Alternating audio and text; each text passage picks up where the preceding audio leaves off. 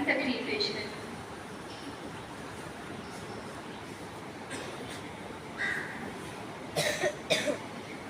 اتنی محبتوں سے پہلا سبق پڑھایا، اتنی محبتوں سے پہلا سبق پڑھایا، میں کچھ نہ جانتا تھا سب کچھ مجھے سکھایا، پہنچا دیا فلک تک استاد نے یہاں سے، پہنچا دیا فلک تک استاد نے یہاں سے، واقف نہ تھا ذرا بھی اتنے بڑے جہاں سے۔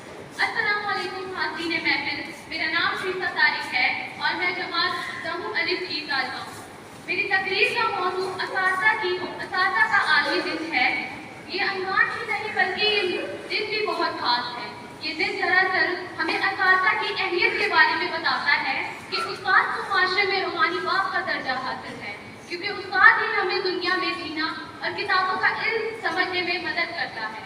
وہ قول حضرت علی رضی اللہ تعالیٰ عنہ، جس نے مجھے ایک لفظ بھی سکھایا، اس نے مجھے اپنا غلام بنا لیا۔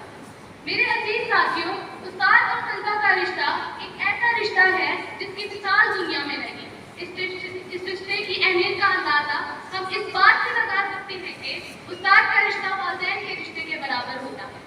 استاد کی تعریف اگر ان الفاظ میں کی جائے تو بے جانا ہوگا۔